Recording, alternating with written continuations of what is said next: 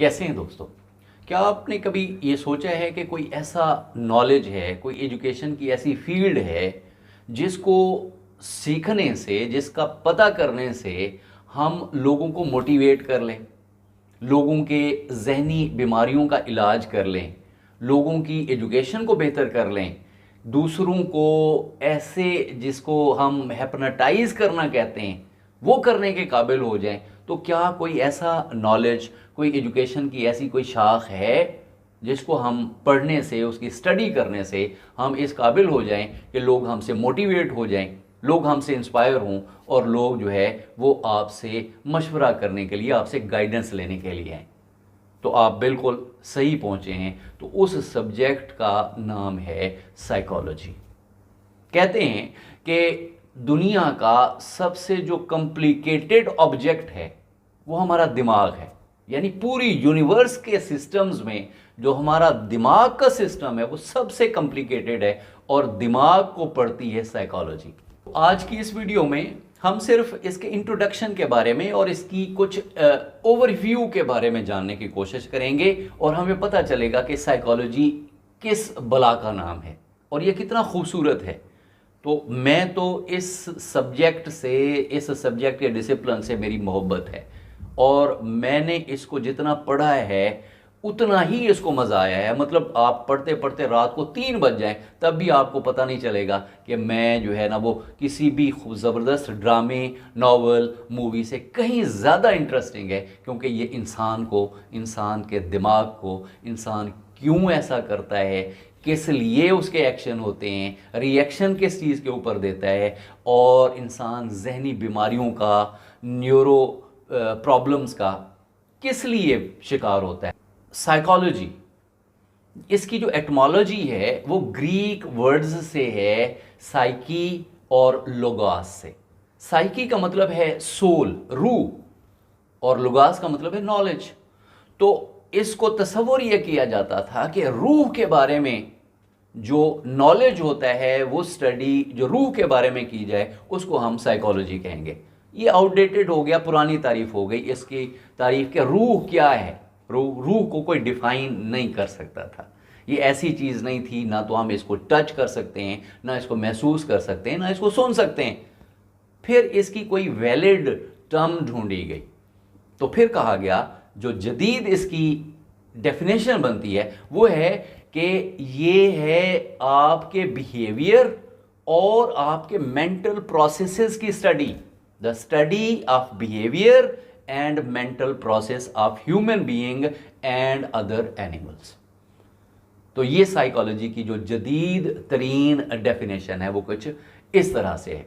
Psychology मतलब human behaviour, कि मैं ऐसा क्यों कर रहा हूँ, मैं बोल क्यों रहा हूँ, मैं ये वीडियो क्यों बना रहा हूँ, आप ये वीडियो क्यों देख रहे हैं, और मैं आपको कहूँ कि ये मेरी वीडियो आखिर तक देखें, उसमें क्या मोटिवेशन है। अगर आपका दिल, आपको बात इंटरेस्टिंग लगेगी तो आप इसको आखिर तक देखेंगे। तो ये वाली फैक्टर्स भी साइकोलॉजी, कि हम क्यों, कब, कैसे करते हैं, उसके पीछे रीजंस क्या होते हैं, हमारा माइंड किस तरह से प्रोसेस करता है, इन सारी चीज़ों को जो है वो साइकोलॉजी डिस्कस करती है। अब साइकोलॉजी है, इसको कहते हैं साइंटिफिक स्टडी है। ये एक ज़माने में ये फिलॉसफी का हिस्सा तस्वर किया जाता था, लेकिन बाद में बाकायदा इसको एक साइंटिफिक स्टडी के तौर पर लिया गया और ये फैक्ट्स को और साइंस को, डाटा ड्रिवन चीज़ों को अपने सामने मद्देनज़र रख के इस इल्म को आगे बढ़ाया गया। साइकोलॉजी की हिस्ट्री ग्रीस से यानी यूनान से शुरू होती है। इसके बाद चलती चलती ये चाइना, इंडिया और मुख्तलिफ मुल्कों तक पहुंचती है। ये बहुत ही नई साइंस है, यानी इसको पहले फ़िलासफ़ी का हिस्सा तस्वर किया जाता था, फिर इसको तस्वर किया गया कि ये हम लोगों की रूह को, उनके कॉन्शियस को हम पढ़ रहे हैं। तो ये अनडिफाइनेबल थी, इसलिए फिर चलते चलते इसको बाकायदा एक डिसिप्लिन के तौर पर जर्मनी के शहर लिप्जिंग में शुरू किया गया। यानी विल्हेम वोंट ने बाकायदा इसको एक साइंटिफिक स्टडी के तौर पर स्टार्ट किया जर्मनी में, और उसने इसका बताया कि जो ये साइकोलॉजी दरअसल ये मुख्तलिफ स्ट्रक्चर्स को पढ़ती है कि इंसान कैसे महसूसात करता है, उसके जहन में इमेजेस बनते हैं और वो कोई उसके ऊपर रिएक्शन देता है। तो साइंटिफिक तरीके से उसने इसकी स्टडी की और एक पहली लेबॉर्ट्री, जैसा कि मैंने पहले बताया कि लिप्जिग जर्मनी में इसने स्टार्ट की और बाकायदा इसको साइंस के तौर पर इंट्रोड्यूस किया। साइकोलॉजी का स्टार्ट इंट्रोस्पेक्शन से हुआ। लोगों से ख्वाबों की ताबीर लिया करते थे, उन ख्वाबों की ताबीर को फिर ये न्यूरो साइंसेस के अंदर इस्तेमाल किया गया और लोगों की जो जहनी अमराज थे उसको बेहतर करने के लिए इसका यूज़ किया गया। इंट्रोस्पेक्शन से इसका स्टार्ट किया गया। उसके बाद ये बढ़ते बढ़ते जो है ना वो फंक्शनलिस्ट यानी विलियम जेम्स ने इसको स्टार्ट किया और उन्होंने इसके इंसान का जो इन्वायरमेंट है वो उसके ऊपर किस तरह से असरअंदाज होता है। असल मामला जो है ना वो बिहेवियरिज्म ने स्टार्ट किया। जब उन्होंने बाकायदा इसको एक यानी कोई काम हम क्यों करते हैं, कैसे करते हैं, उसके पीछे जो है वो क्या स्टिमुलस होता है और उस स्टिमुलस के रिस्पॉन्स में हम क्या करते हैं, तो विलियम जेम्स, B.F. स्किनर, पावलव, ये वो लोग हैं जिन्होंने बिहेवियरिज्म स्कूल ऑफ थॉट की बुनियाद रखी। इसी तरह से चलते चलते साइकोएनालिसिस इसके अंदर इमर्ज हुआ और ह्यूमनिस्टिक साइकोलॉजी स्टार्ट हुई, जैसे अब्राहम मैस्लो है, कार्ल रॉजर्स है। इन्होंने जोर दिया पर्सनल ग्रोथ पे, सेल्फ एक्चुअलाइजेशन के ऊपर।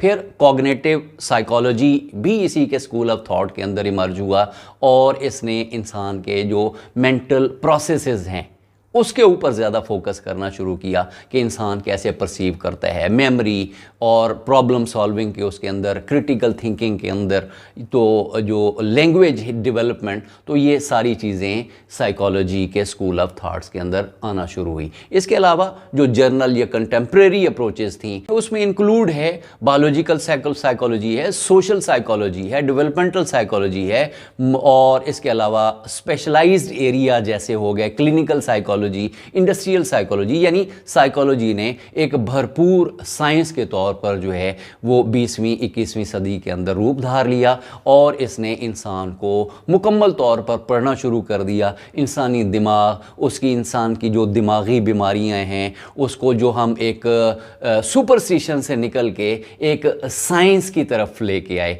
साइंटिफिक मेथड की तरफ हमें लेके आई। रूहानियत और बाकी चीज़ों से जो हम इलाज ढूंढते थे वो साइकोलॉजी ने बाकायदा फंक्शन के ज़रिए, बाकायदा क्लिनिक्स के अंदर मरीज़ों का इलाज किया और बहुत सारे लोगों की ज़िंदगियां बदल दी। हमारी जो स्टडी हैबिट्स हैं, टीचिंग मेथड्स हैं, इसके अलावा हमारा एग्जामिनेशन, जो टेस्ट का सिस्टम था चाइना में स्टार्ट हुआ ना, तो टेस्ट भी साइकोलॉजिस्ट, जो फॉर्मल किस्म के टेस्ट होते हैं वो साइकोलॉजिस्ट बनाते हैं। अब इंटरव्यू में साइकोलॉजिस्ट बैठा होता है।